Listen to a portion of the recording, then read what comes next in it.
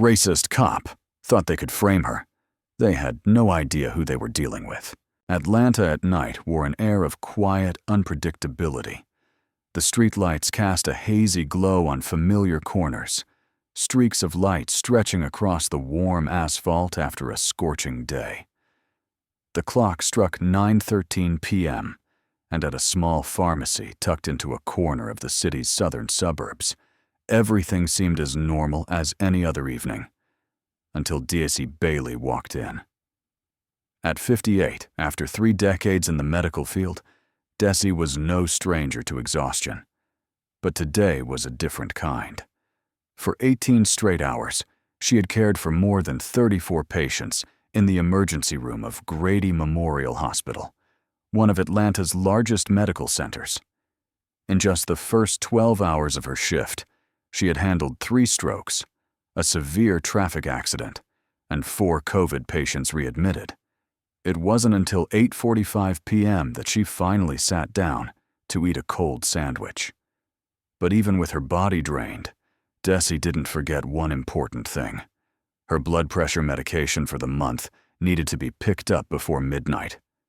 So she drove her aging sedan, a 2006 Toyota Camry with 240,000 miles on the odometer, to the pharmacy on Willow Heights Strip. It was about a 15-minute drive from the hospital, a middle-class, peaceful area with a convenience store, an Italian sandwich shop, and a corner pharmacy owned by a major retail chain. Inside, the fluorescent lights cast a pale yellow hue, making everything feel both tired and cold. There was only one night shift employee, around 18 or 19 years old, wearing one earbud, texting while trying to look polite. When Desi handed over her prescription and documents, he glanced at them briefly and quietly turned back to his computer without a greeting. 3 minutes, then 5. Desi started to sense something was off. The young man kept staring at the screen, then glancing at her. Then he silently turned and walked quickly into the back of the pharmacy. A few seconds later, a woman emerged. Her face was meticulously made up, with high cheekbones and neatly tied dark blonde hair. A small name tag read, Sandra, Night Manager. But what caught Desi's eye wasn't the name tag. It was the icy gaze and the calculating curl of her lip. Sandra spoke to the employee in a voice low enough that Desi couldn't hear, but the body language was crystal clear.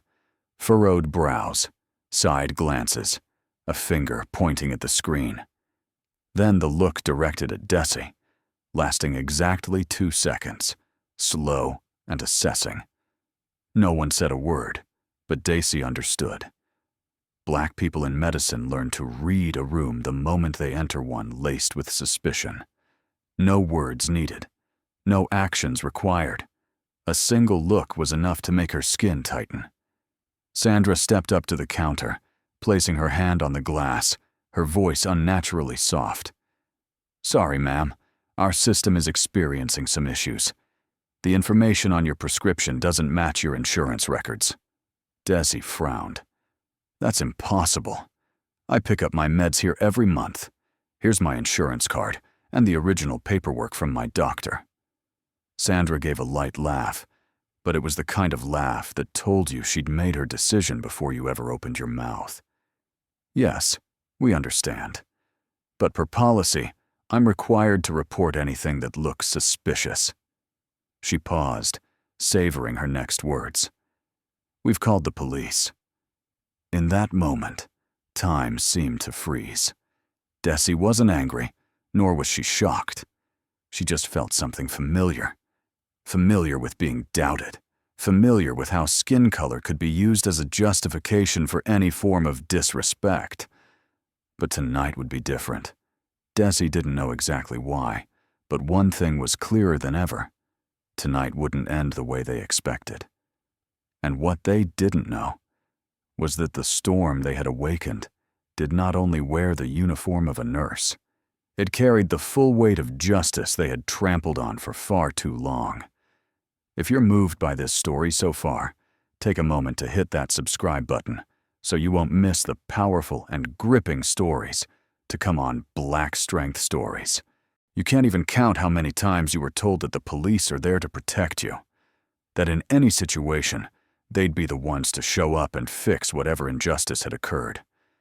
But when the glass door of the pharmacy gave off a ting to signal someone had entered, and two white police officers walked in with the posture of authority and confidence, you knew immediately they weren't there to protect you. They were there to prove that you were the problem. The first was Sergeant Rick Godwin in his 40s, with a bulky frame, a shaved head, and eyes that were far more accustomed to giving orders than listening. His black boots hit the cold, tiled floor with heavy, deliberate steps. Behind him was Officer Hubert, younger, thinner, with a slightly hesitant gait, but his hand hovered near the gun at his waist, a reflex learned from training, not trust. Mrs. Sandra, the pharmacy manager, seemed suddenly energized. She rushed toward them, lowering her voice, but urgency dripped from every word. She's the one. Using someone else's insurance card. We suspect fraud. She didn't just point at you. She pointed like she was handing over a suspicious object. Godwin didn't ask a question. No, good evening. No, may I see your papers? No system verification. No request for a witness. Just one curt command, delivered with the finality of a sentence. Step outside. Right now. You calmly held out your documents, the original prescription from your internist of 15 years, your insurance card, your official ID with a federal verification stamp. All three are still in your hand. You presented them without shaking, without raising your voice, speaking clearly. I have all my paperwork. I've picked up meds here for 7 years. She might have misread the system. Godwin glanced over them as if you'd just handed him an expired coupon, then suddenly grabbed your wrist. No warning. No signal. Your wrist, the one that had cared for countless patients, was now twisted behind your back like you'd just robbed a bank. The entire store fell into silence like a sealed tomb. A mother buying formula instinctively pulled her child back toward the door, eyes wide in panic. A man at the cold medicine counter pulled out his phone.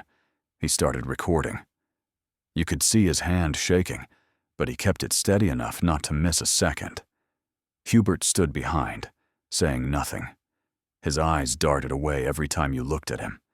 It was the look of someone who knew something was wrong, but didn't have the courage to stop it. You didn't react, you didn't scream, you didn't fight. Because you knew. One wrong move, and you'd be labeled as resisting arrest. And in this world, black resistance is too often equated with violence. The handcuffs tightened around your wrists, the cold steel sending a chill that seeped all the way to your heart. With each click of the metal, it was as if society whispered again, "This skin, this face, is not allowed to make mistakes, even if you've done nothing wrong." The pharmacy was no longer a peaceful place.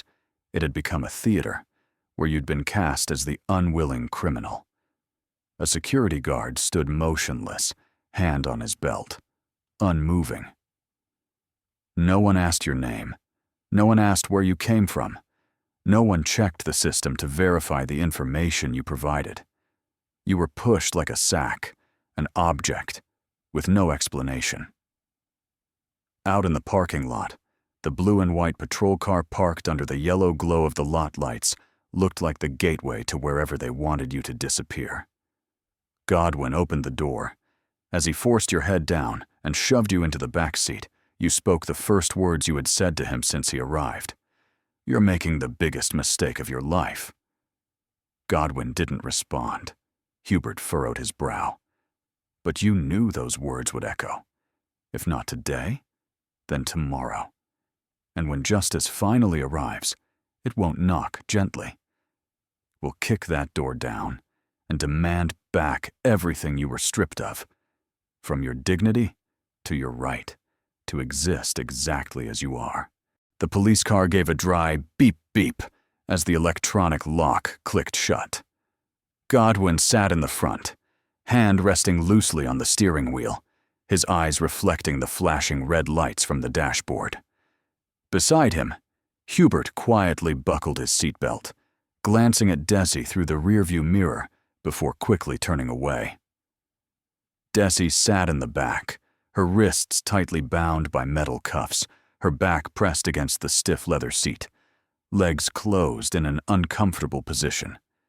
She did not groan, did not resist. She simply stared out the window. The streets of Savannah passed by, shuttered storefronts, bars still glowing, and streetlights casting long shadows across the dark asphalt. Each streak of light brushed her face like a reminder of how many times she had endured this silence, the silence of a system that didn't need a justification. "Funny, isn't it?" Godwin sneered. "How these people always think they can outsmart the law. Think they're smarter than us or something?" "Yeah," Hubert muttered vaguely in agreement, eyes still fixed ahead. No defense, no moral objection, just the silence of complicity. Desi didn't look at them. She focused on her breathing. Deep, slow, steady. Not to stay calm, but to preserve her dignity. She knew this game too well. They wanted her angry, wanted her to lose control so they could justify their misconduct. But she wouldn't give them that. About 14 minutes later, the car turned onto Spring Avenue, a quiet street with dim lights, and the old police precinct emerged like a moldy concrete block in the middle of the city. The sign above the gate was peeling, and the rusty iron gate creaked open. Desi was pulled from the car. Godwin didn't bother to be gentle. He grabbed her arm, dragged her across the parking lot, where 3 other officers were smoking under a yellow light. One of them looked Desi up and down and smirked. "Another one locked up for stealing meds, huh?" No one replied. No one needed to check. Inside the station was a dismal scene. The linoleum floor was scuffed and streaked with mud, the air a blend of antiseptic, stale coffee, and sweat. Fluorescent lights flickered unevenly. The AC grumbled, pushing out cold, damp air like that of a basement. Godwin led Desi to the intake desk. A balding officer with a sagging chin sat at a computer, typing silently. "Name?" "Desi Bailey," she replied, her voice calm. "Age?" 58. "Race?" Godwin cut in before Desi could answer. "Black." The word fell like a dull blade. No thought, no verification. A label affixed as firmly as the outdated classifications once written in black ink upon black skin. Desi was fingerprinted, each finger pressed hard into ink, then stamped onto paper as if she were a real criminal. A black smudge on white paper, a counterfeit mark of a crime never committed. Then came the mugshot. The flash of the camera struck like a slap. The photo captured a woman in scrubs, hair neatly tied, eyes devoid of panic, only silent pride.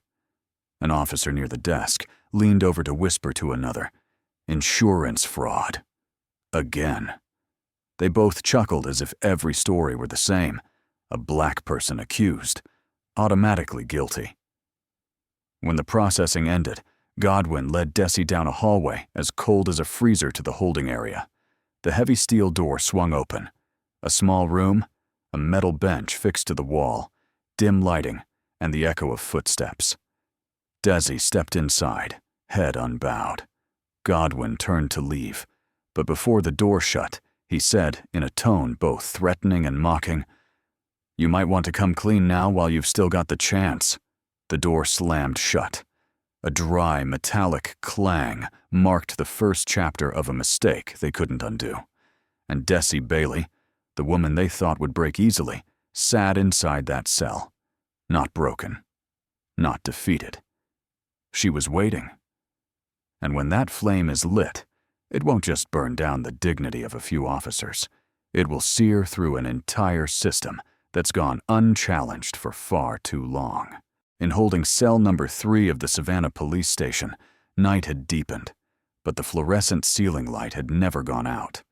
It flickered in waves, as if deliberately taunting the nerves of the detained. The ceiling was low, the gray-painted walls mottled with damp stains, the air thick with the smell of mold and rust. The metal bench was bolted to the wall, so cold it numbed the sitter's back after only a few minutes. But Desi Bailey had been sitting there for nearly 2 hours. Her head never bowed. Not a single groan. Her wrists were still marked red from the handcuffs. The marks weren't just physical pain. They were living proof of the system she had always lived under. A system ready to impose guilt based on skin color. A system that had never once asked, "Who are you?"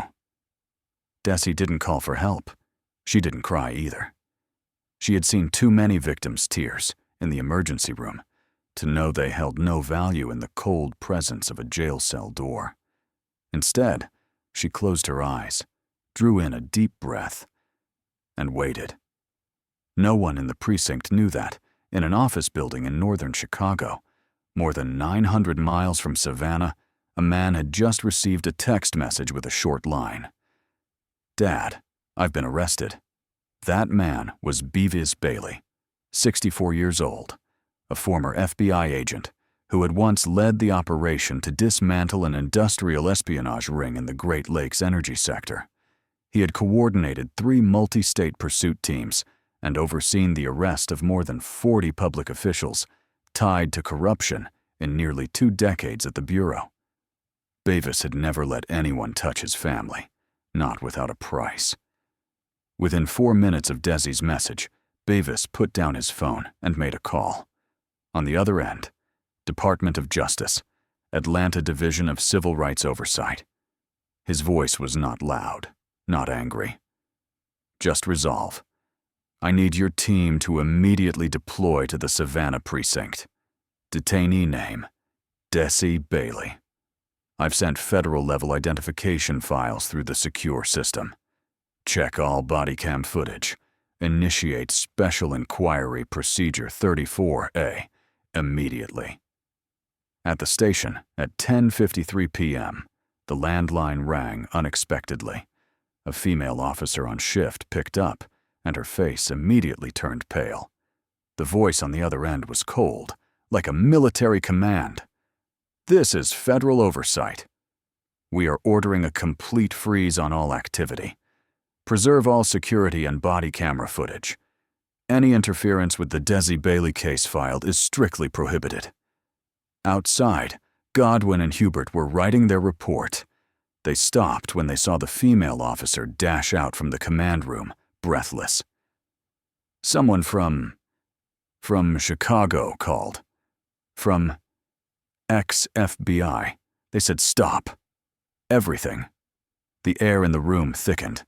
Godwin slammed his hand on the desk and hissed, "What the hell is going on?" But no one answered. Hubert began to back down the hallway, his eyes shifting constantly. The look of someone who had just realized they were caught in a grave mistake, and there was no way out. In the holding cell, Desi remained still. She didn't know exactly what was happening out there, but when she heard the pounding footsteps, the hushed voices, and the constant ringing of phones like a string of firecrackers in the night, she knew. The storm had arrived. She smiled, not out of satisfaction, but because she believed, even if justice arrives late, as long as it's called by its true name, it can still bring down a castle built on lies. At 11:04 p.m., Godwin entered the holding area, his face flushed red, masking embarrassment behind a veil of rage. But he couldn't look Desi in the eye. Hubert stood behind him, lips pressed tightly, fists clenched at his sides. No one spoke. No one opened the cell door. Desi stayed seated, her gaze fixed on their faces. Silent, but as heavy as a suspended sentence hanging over the heads of those who thought they could twist the truth without paying the price. Holding cell number 3 at the Savannah Central Police Station was designed for the voiceless, but tonight it held a woman who didn't need to speak much to make the entire power structure tremble. Desi Bailey sat on the wall-mounted metal bench, her head resting against the icy concrete wall, eyes fixed on the ceiling where the flickering fluorescent light mocked her with every pulse. No blanket, no clock, no one is checking in. But she asked for nothing. With every passing second, the imaginary clock in her head ticked again, not to count the time spent in custody, but to count down the arrival of justice.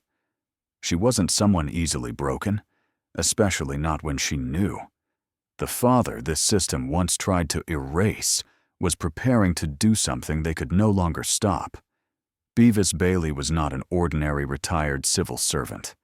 In his 26 years with the FBI, he had cracked an international money laundering case, stretching from Poland to Florida, exposed a high-ranking mole network inside the Illinois state legislature, and personally led Operation Ghost Glass, a 17-month covert investigation that unmasked kingpins manipulating the Chicago police force. He no longer carried a gun, no longer wore a black suit, but he still had something: connections, influence, and direct access clearance to systems officers like Godwin had never even heard of. And within just 12 minutes of Desi being thrown into the holding cell, he had made 3 calls. 1 to the Atlanta Police Behavior Monitoring Center, 1 to the National Civil Rights Investigation Bureau, and the final, the most important, to a man named Silas Morton, head of the Federal Oversight Task Force, a man who owed Beavis his entire career after Ghost Glass. That call lasted exactly 73 seconds, but its consequences would last the entire night. At the Savannah precinct, the internal phones rang non-stop like an emergency unfolding. The shift lieutenant burst into the coordination room, face pale upon reading the name that had just come through the red priority channel. The orders were clear. Halt all processing of Desi Bailey. Preserve the scene. No one was permitted to delete camera footage, reports, or transfer files. Godwin was drafting his report, just a few fabricated lines to legitimize Desi's arrest, when his hand trembled as a pop-up window blinked on his computer screen.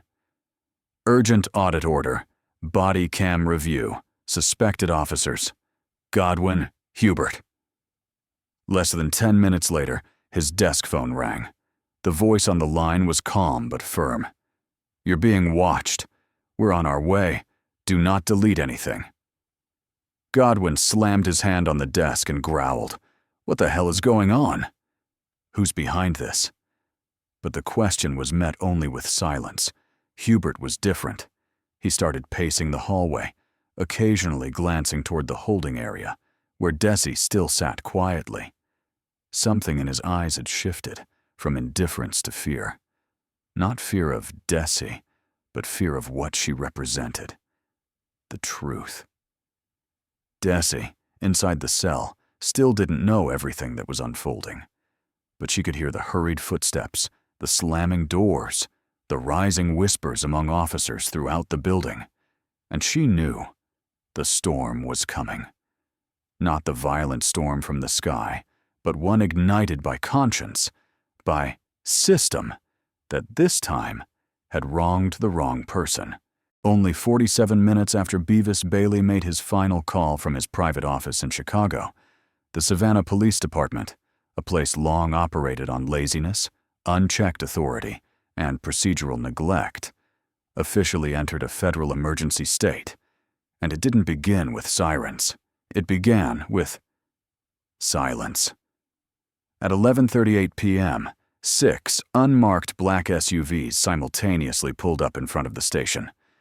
6 federal agents stepped out, all wearing thick jackets bearing the insignia of the Department of Justice, each carrying digital forensics equipment bags.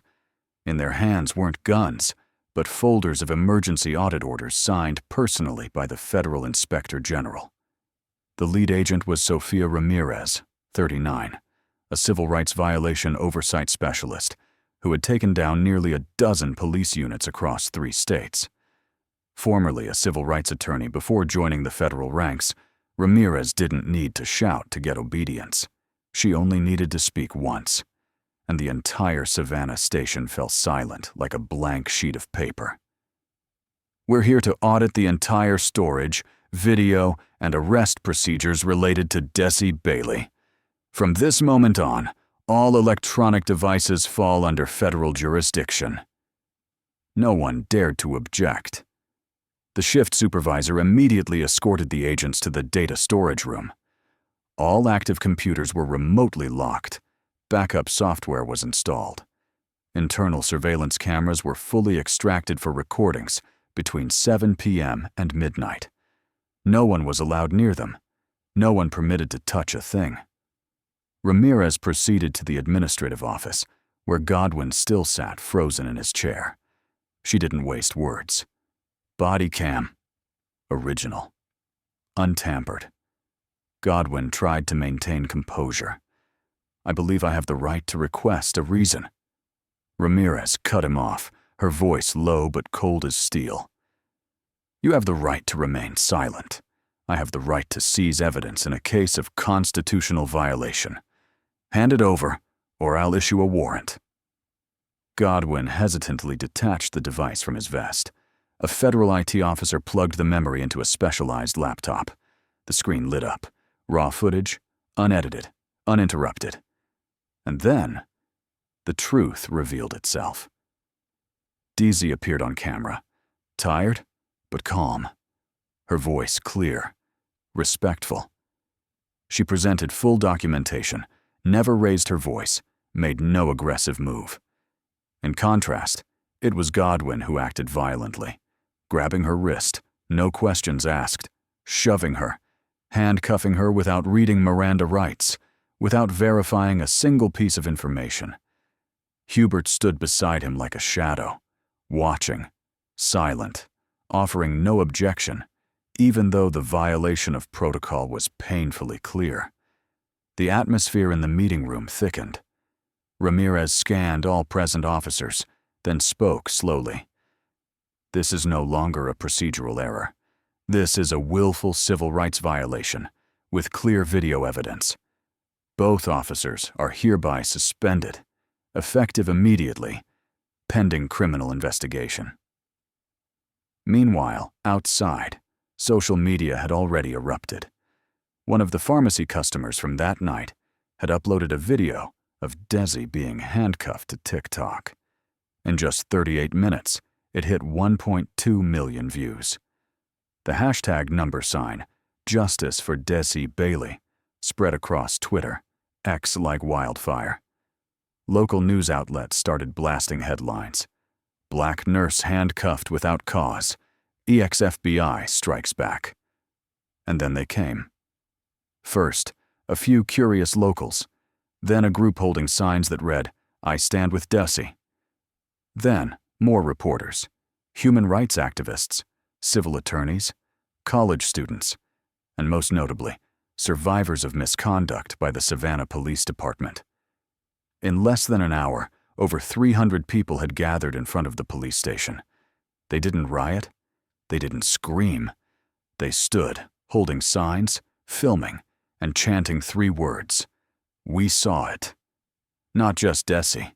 They saw the truth, the one the system had buried for years.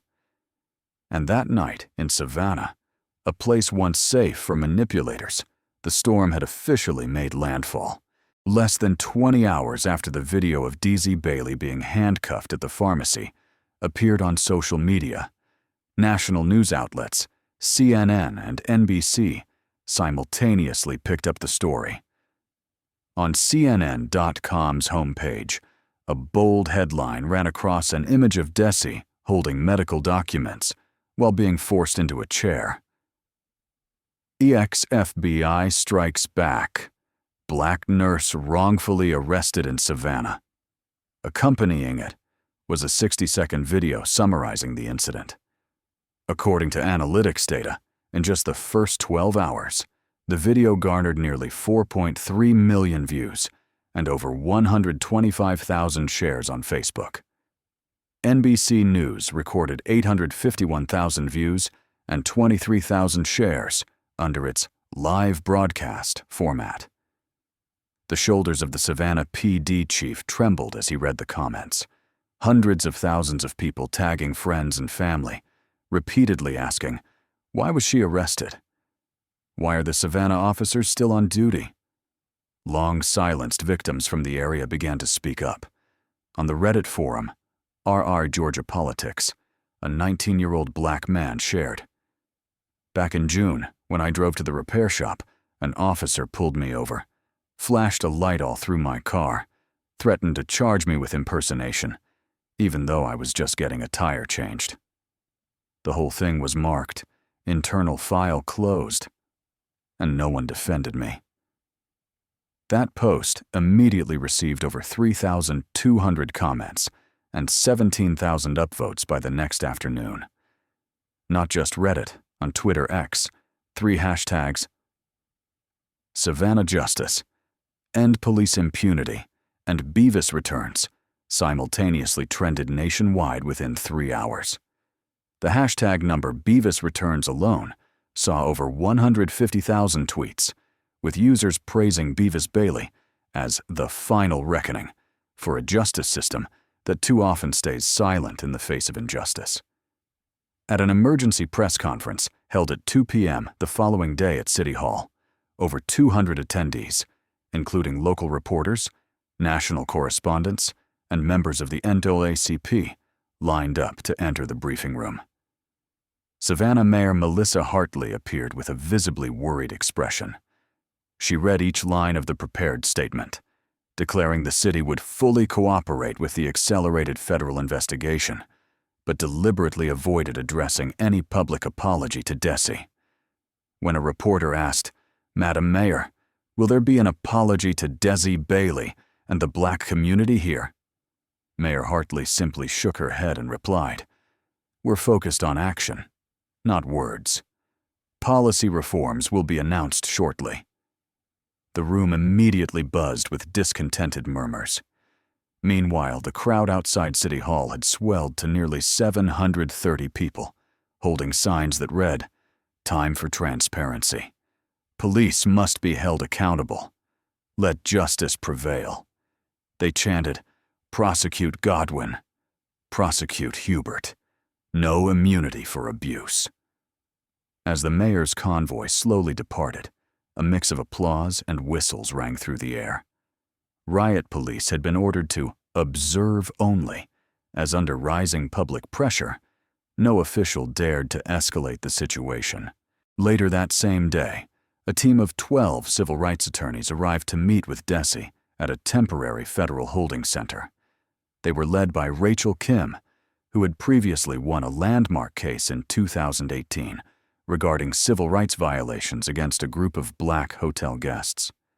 Rachel laid a thick 350-page file in front of Desi, filled with reports, surveillance footage, and over 45 photographs proving Desi had committed no insurance fraud. She spoke directly.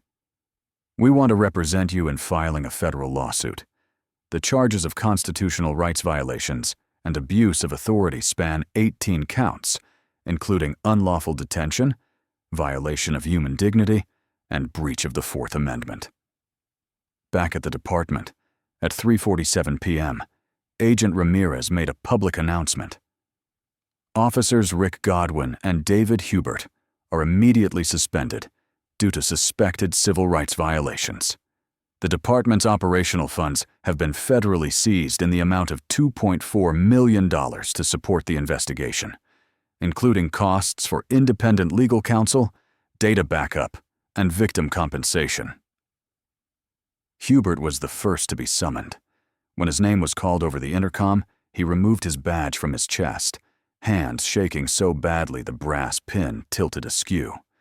An 8-agent circle from the FBI and DOJ closed in, escorting him to a private room for formal questioning. Hubert's face turned pale, lips tightly pressed together, as if even tears had frozen. He couldn't believe how fast everything had fallen apart.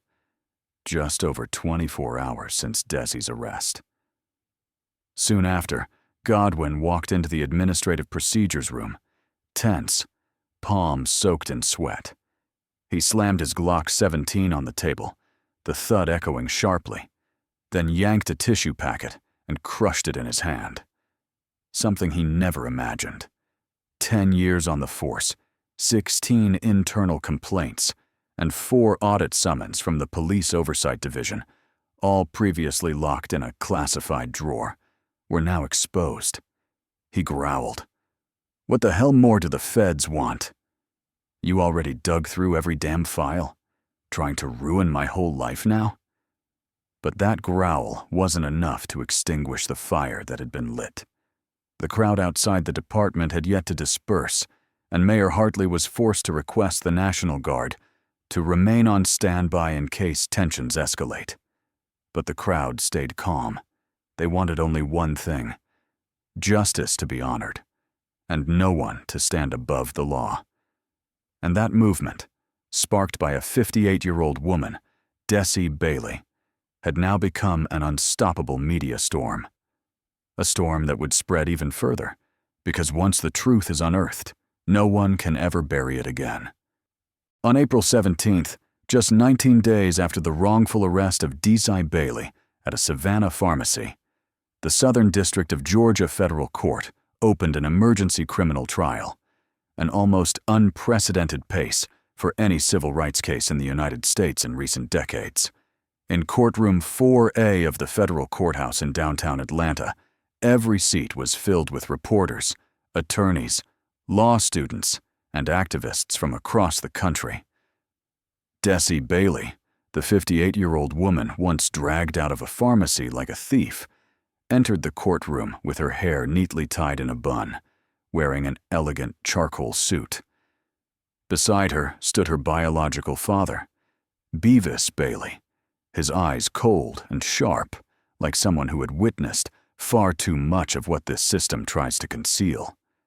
Both were at the top of the witness list, and their presence gave the trial a gravity far beyond the scope of a personal incident. This was a direct indictment of a system that had protected wrongdoing for years. From the very first session, the key piece of evidence was presented: a 7-minute, 31-second unedited body cam video, with no blurs, no voiceovers. Every word Desi spoke rang out clearly and calmly. "This is my insurance card. I'm here to pick up my prescription like every month. I don't understand why I'm being treated this way." Then came the moment her arm was violently yanked back, followed by the sharp clink of handcuffs, like a gavel slamming down on the coffin lid of justice. The courtroom atmosphere became nearly suffocating. The jury members, 9 white, 3 people of color, sat frozen. A reporter from the New York Times noted, "Every movement Desi makes forces the viewer to ask, how many others like her have been pushed out of the light?" Godwin, the primary defendant, tried to justify himself. "I was just following procedure. I had doubts about the documents and acted to protect the public from fraud." But Special Prosecutor from the Department of Justice, Dolores Hightower, countered with a steely voice. "Then what about what you said in the patrol car to your partner?" The court played an audio clip from the patrol vehicle, captured by the officer's mic. "Another one who thinks being black gives her special rights. They think just because of Obama, they can do whatever they want." The entire room fell silent. Godwin bowed his head, and even his defense attorney couldn't bring himself to face the press. Then came the second piece of evidence, a 64-page report documenting 17 internal complaints against Godwin over an 8-year span, involving allegations of assault, abuse of power, and discriminatory conduct, all resolved internally, with no criminal charges filed. This evidence brought tears to the eyes of one juror, a 66-year-old woman. Hubert, the officer who stood beside Godwin during Desi's arrest, attempted to plead for leniency. He stood up, voice trembling. "I was a new officer. I didn't know how to intervene. I just stood there." Attorney Hightower coldly cited federal protocol. Failure to act when witnessing misconduct by a fellow officer is considered complicity. That's stated clearly in the Federal Police Conduct Handbook. Chapter 3, Section 8.1. The trial lasted 3 days. Evidence dropped like hammers. GPS data, response time logs, both officers' training records, all confirming that Godwin knew exactly what he was doing, and Hubert made a conscious decision to stay silent. When the jury returned a unanimous 12-0 verdict, both defendants were found guilty on 5 counts.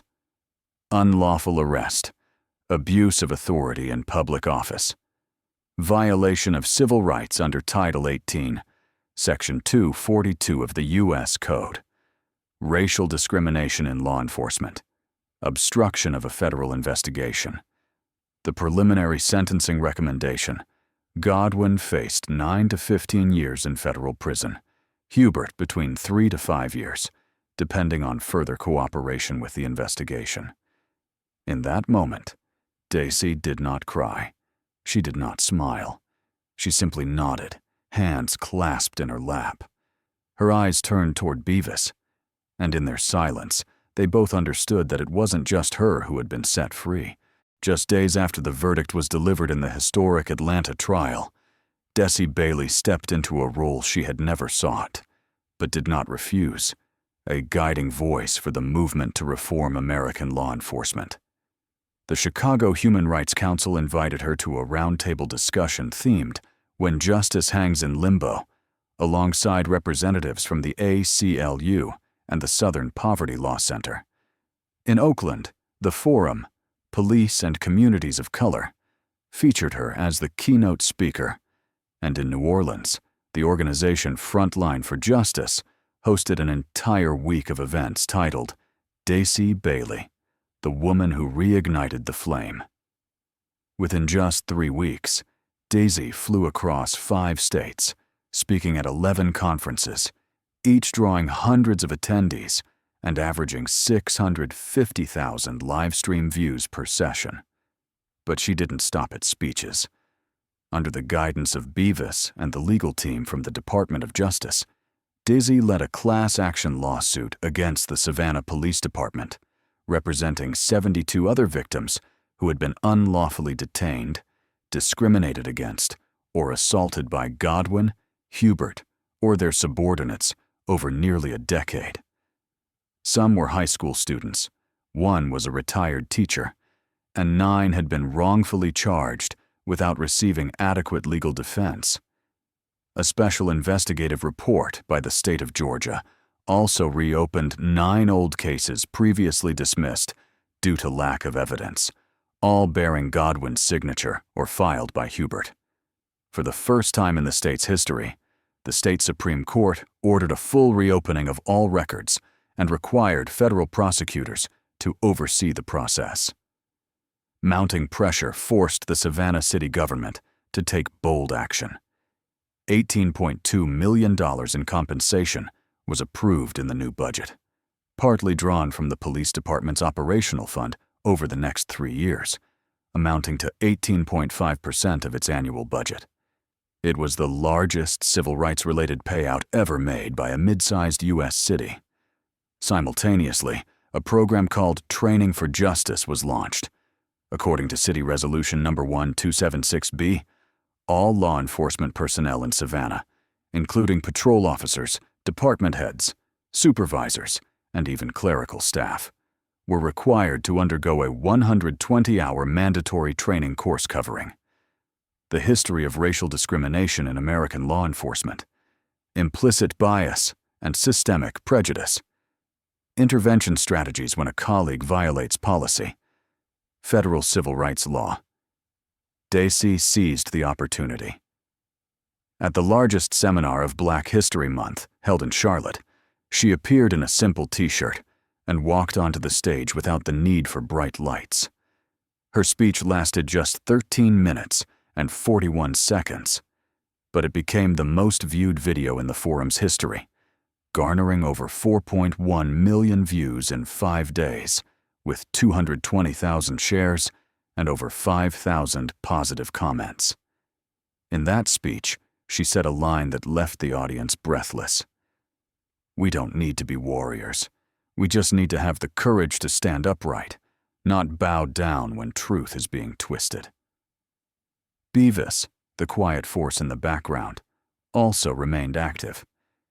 He resumed his advisory role at the Department of Justice, launching the Ethical Policing Initiative, a moral integrity screening model for law enforcement.